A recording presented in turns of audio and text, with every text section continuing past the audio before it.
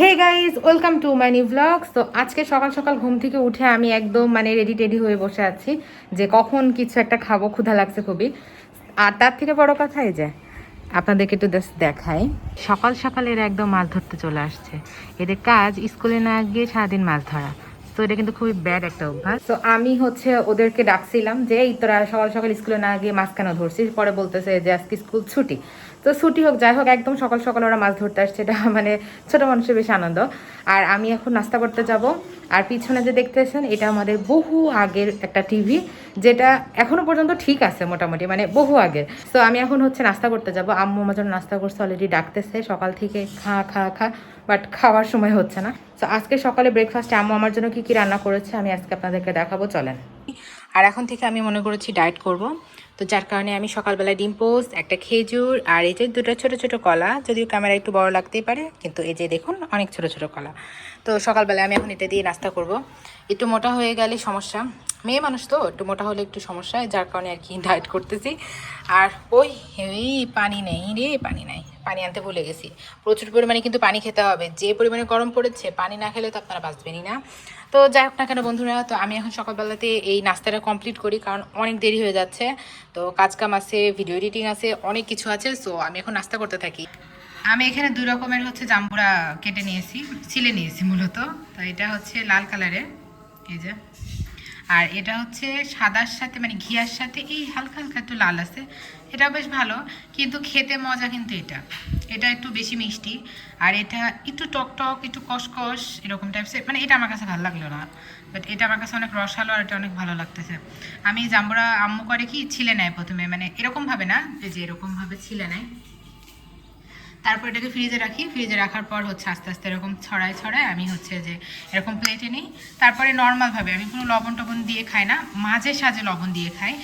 আমার বাবা বলে যে যদি কোনো ফল লবণ দিয়ে খাও তাহলে সে ফল খাওয়ার থেকে না খাওয়া ভালো, এটা বলে। পানি বন্ধ করেন, আর কতক্ষণ পানি ছেড়ে রাখবেন, কান মাথা তো ধরে গেল। এখানে যারা আছে তাদেরকে বলছি, কখন থেকে পানি পড়ছে, 1 ঘন্টা হয়ে গেছে, পানি বন্ধই করে না, কিছু করে না, পানি ছেড়ে রেখে দিচ্ছে। মানুষ কি সব একটা নির্বোধ। আমার একটা পার্সেল আসছে, তো আমি পার্সেলটা কিন্তু 2 দিন আগে অর্ডার করছি, আজকে আসছে। দুপুরবেলাতেই চলে আসছে, বাট আনফর্চুনেটলি আমি ঘুমাই গেছিলাম। ঘুমায় যাওয়ার কারণে আমি টের পাইনি। তো বিকালবেলাতে ফোন দিয়েছি, উনি বলছে যে আপনার বাসা থেকে আমি ঘুরে গেছি, তো এখন আবার আসছে। তো এটাই নিতে আনলাম বাসা থেকে, দেখি কোথায় আসছে। ও মাই গড, আমি তো চাবি আনিনি, গেটটা খোলাই থাক, আমি একটু সামনে আগায় যাই আপাতত তোর জন্য। চলেন দেখি।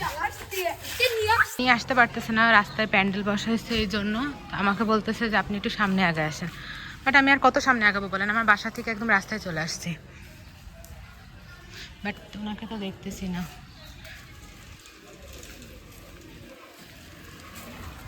ওনাকেই দেখার অপেক্ষায় আছি, বাট ওনাকে তো আমি এখনই দেখতে পাইতেছি। আজকে কি বলবেন নানি? পার্সেল আসার কথা, পার্সেল তো আসছে। ফেরত আসতে হলো, এই যে ডেলিভারি ম্যান আমার বাসার সামনে আবার চলে আসছে, আমাকে শুধু খামাখা খাটনি করতেছে। একটু খুলে দেখেন। বাসায় আছেন? এখন আসবো বাসার দিকে। আমি নিশান মধ্যে আমি চিনতে পারছি। গেট খোলাই থাক আন্টি।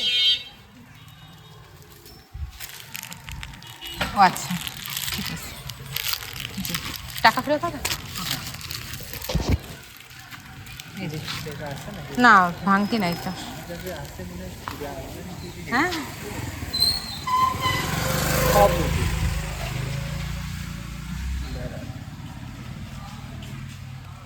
10 টাকা একটু দুর্বল হবে না, 20 টাকা এখন তাই হবে, কিন্তু 10 টাকা দুর্বল। টাকা ভাঙতে হবে না, 10 টাকা। আচ্ছা, মোটামুটি চললেই হবে। Thank you. তো এই যে পার্সেল নেওয়া শেষ, পার্সেল নিয়ে আমি আবার বাসায় চলে যাই।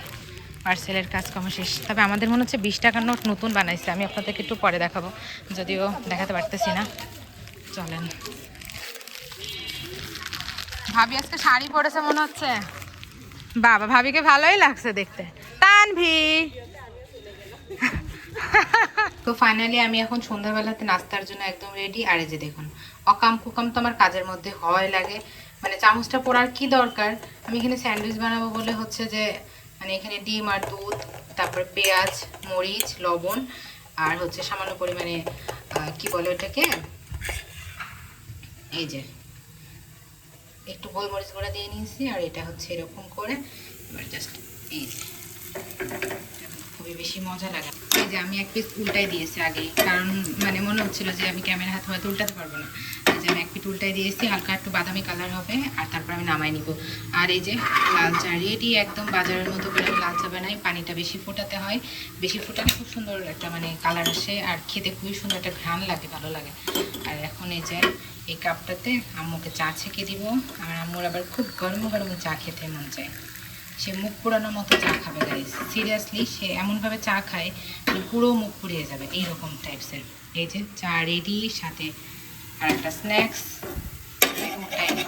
দেখা যাবে আপনাদের সাথে গল্প করতে করতে আমার পুড়ে যাবে। এই যে দেখেন অলরেডি পুড়ে গেছে। মানে কোনো একটা কাজ ঠিক করে করতে আমি পারি না, কাজ করতে গেলে ভুলভাল হবে। এই যে গাইজ আমি হচ্ছে আগে একটা ভাজলাম, ওটা উঠাই নিয়েছি। প্রথমে আমি মনে করছিলাম যে পুড়ে গেছে, বাট আনফর্চুনেটলি এটা পুড়ে নি। আর এই যে আরেকটা অলরেডি ভাজতে দিয়েছি, আর এটা আম্মুকে এখন দিয়ে আসবো, যেহেতু আম্মুকে চা দিব। তো আম্মুকে এটা আগে আমি দিয়ে দিই চায়ের সাথে। নাও, চা দিয়ে আম্মু মুড়ি খাই। আম্মুর লাল চায়ের সাথে মুড়ি না হলে জমেই না। তো তুমি খেতে থাকো, আমি হচ্ছে দিক বানাই। আম্মুর নাস্তা কমপ্লিট। আপনারা বলেন আপনারা সন্ধ্যাবেলা আজকে কী কী নাস্তা করলেন। আর আমি এখানে ব্লগটা শেষ করতেছি।